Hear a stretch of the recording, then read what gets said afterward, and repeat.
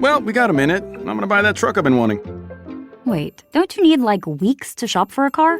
I don't. Carvana makes it super convenient to find exactly what I want. Hold up. You're buying a car on your phone? Isn't that more of a laptop thing? You can shop wherever you want. I like to do my research, read reviews, compare models. Plus, Carvana has thousands of options. How'd you decide on that truck? Because I like it.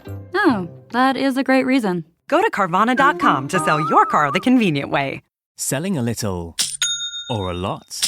Shopify helps you do your thing, however you cha-ching. Shopify is the global commerce platform that helps you sell at every stage of your business. From the launch your own online shop stage to the first real-life store stage, all the way to the did we just hit 1 million orders stage. Shopify's there to help you grow. Shopify helps you turn browsers into buyers with the internet's best converting checkout. 36% better on average compared to the other leading commerce platforms. Because businesses that grow, grow with Shopify. Get a $1 per month trial period at shopify.com/promo. Shopify.com/promo.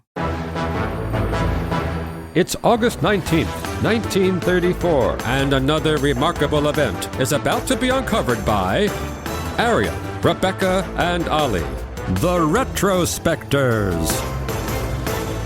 40,000 spectators turned up at Burkhart Hill in Dayton, Ohio, today in history in 1934, to watch hundreds of cars competing in a race. The drivers were all kids, aged 10 to 15, their vehicles made of recycled household materials and old pram and bike wheels, and powered by gravity alone. Because this was the first ever All American Soapbox Derby. Yeah, a grand parade had kicked off the event, and young soapbox drivers were towed in their homemade cars along Monument Avenue and Ludlow Streets by their mechanics, and then they converged to fill the width of the main street. And according to a story describing the scene in the Dayton Daily News, which was the sponsor of the whole event, the vehicles ranged in form and beauty, from the proverbial sublime to the ridiculous. Junkyards, dumps, garrets and cellars must have been raided of all the available materials that could have been pieced into a movable contraption. It was the Indianapolis Speedway Classic in miniature form, and it was actually, it was surprisingly well covered. All of the major newspapers from the region had turned up to cover this, not least because we're in the middle of the Depression, and this was unquestionably a non-depressing story. It had its origins in 1933, the year before, when a youngster in Dayton, Ohio, William Condit, and some of his pals were working on their soapboxes, their homemade go-karts. William's father, George, suggested that they have a race, which they're presumably going to anyway, and he decided he was going to call the local paper to see if they were interested in covering it. As you mentioned, it was the Great Depression. People really wanted uplifting human interest stories, and newspapers wanted to give it to them. You can imagine that ordinarily the chief photographer of the Dayton Daily News might have something more exciting to photograph, but no, 25-year-old Myron Scott duly headed down to snap some pictures of the boys in their homemade buggies. Scott would later claim that he stumbled across them. I feel like he felt that this made the story a bit more whimsical and didn't paint him as the sort of person who was being assigned to this gig, but he was instructed to go there. He did not stumble across them. He immediately spotted the potential. He suggested that the boys get more of their friends involved and stage a larger race, which they did 2 weeks later. Yeah, but the potential for what? He's a newspaper photographer. I think he spotted the potential for a better photo, right? And, hence you have, on this day, as you mentioned, the whole thing being sponsored by the Dayton Daily News. This was like, if we want good events to uplift the spirits about plucky American boys, let's just stage one. So I think he saw the potential in that, but I don't think even he could ever have imagined the scale that this so quickly reached.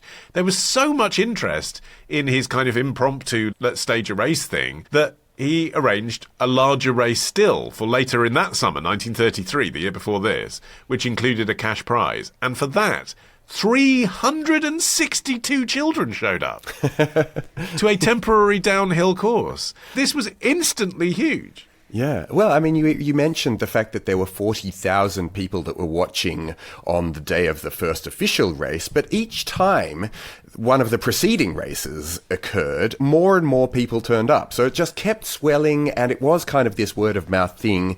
And I think because of the low bar of entry, there was a kind of a compelling thing for any kid to want to take part in it. All you had to do was get 4 wheels and a hunk of wood and you were in. But also each of their parents and then their friends would want to come with them, and that fervour was also being whipped up and encouraged by all of the local newspapers, who all then had their own local champion who they wanted to be the victor. And I think that's the thing that then continued to propel it. And races went on all afternoon, with the 11 to 16-year-old category winning the grand prize of the Dayton Daily News Cup, and the younger group, anyone under 11, was also welcome to take part, and they were in the running to win a handsome red bicycle. And a head injury. I mean, one of the things I'm pleased to see, I mean, there's only footage from 1936 onwards, but in 1936, all the kids are wearing helmets. At least there's some health and safety going on here, some awareness that plunging down the hill in a homemade device might be dangerous. Well, in the early years, they were wearing, like these sort of white racing caps that people used to wear in the early days. They were wearing those, and this becomes relevant because, so the winner of the first All American Soapbox Derby, who took the cup home, was Robert Turner of Muncie, Indiana. But in third place, and even more interesting from our historical perspective, was a girl, What? Alice Johnson. This is Yes, for all American shocking. boys! Yeah, exactly. What's she doing participating? Well, Johnson had actually raced the previous year in that big race in Dayton that Myron Scott, the photographer, had organised. She was one of the only girls among the 300 racers. Apparently, she astonished the crowd when she untied her racing cap at the end of the race to reveal her long hair. And Johnson and the other top finishers, she finished either second or third place in that race, it's not quite clear. They can be seen in a very cute photo of them all gathered around the winner, Randy Custer, sitting in his soapbox alongside the motor scooter that he won as the top prize. Johnson was able to compete in the All-American Derby because girls weren't technically banned. There was no mention in the rules of boys and girls. However, girls weren't welcome in the race until 1971 because Chevrolet, who had become the sponsor of the race, they processed the applications and they either rejected ones from girls or sometimes refused to sell them the mandatory wheel and axle kits, because in order to keep the race fair, all the competitors had to have the same wheels and axles. It was only the body of the machine they built, but they would just refuse to give girls the kits.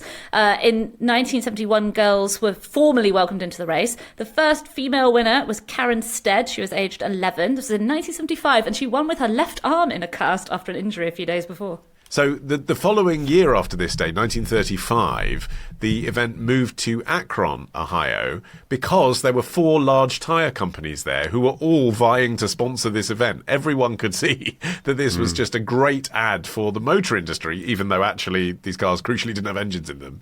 And they built a purpose-built track there called Derby Downs, which is where the All American Soapbox Derby still happens. And by 1936, when we have that footage, this was a huge event with over 100 qualifiers all over the country, 39 heats, thousands of spectators lining the track to see the race, and it became a fixture of newsreels. Yeah, after World War II, the Derby really became a total national obsession for, just boys across the country. And those years immediately afterwards were kind of considered to be the Soapbox Derby's heyday or golden age. Attendance actually regularly hit 70,000 people each year, all turning up to watch this kind of thing that was a fusion between just kiddie pastime and sporting or racing meet. But people got really, really quite serious about it quite quickly, which ultimately resulted in a bit of an arms race that became a bit controversial because people increasingly started to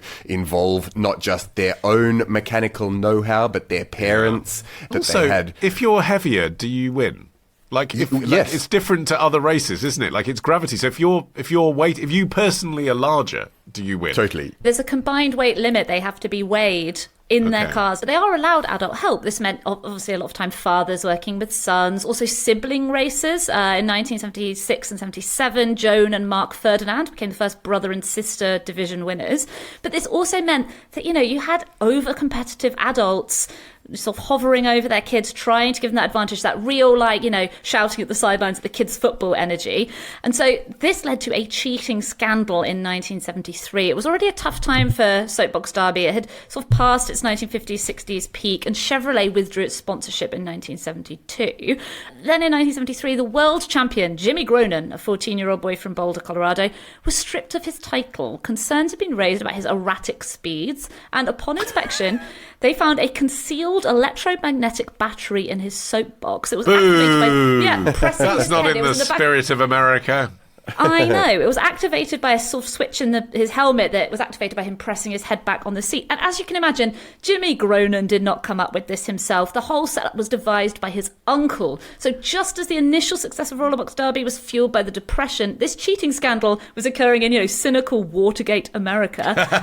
The Washington Star lamented, an enduring symbol of boyhood and purity became overnight just another embarrassing manifestation of the win-at-any-cost syndrome. Meantime, Myron Scott went to work for Chevrolet, and his other claim to fame, as well as basically inventing soapbox as a national sport, was that he came up with the brand name Corvette. He was told by his employers, look, we're trying to find a name for our new sports car. We want it to start with C because we're Chevy. We're thinking Champion, we're thinking Celestial, we're thinking Challenger. And he literally went home and leafed through the dictionary and came across the word corvette to mean the name of a class of small, fast warships used as convoy escorts, and came in with that. And that was basically his other contribution to the world. To the extent that when he died at the age of 91, that's how the New York Times reported in his obituary. Myron E. Scott, an Ohio-born photographer who had such an uneventful career he probably wouldn't have attracted much attention if there hadn't been a couple of inspired blips in an otherwise satisfyingly humdrum life, died on Sunday at his home in Kettering. Jeez, obit writer, what have you done? That's so unfair. To hear more from us on this topic, Join Club Retrospectors now. Unlock our weekly bonus bits at patreon.com/retrospectors. patreon.com/retrospectors. When you need mealtime inspiration, it's worth shopping Kroger, where you'll find over 30,000 mouth-watering choices that excite your inner foodie. And no matter what tasty choice you make, you'll enjoy our everyday low prices, plus extra ways to save, like digital coupons worth over $600 each week. You can also save up to $1 off per gallon at the pump with fuel points. More savings and more inspiring flavors make shopping Kroger worth it every time. Kroger, fresh for everyone. Fuel restrictions apply.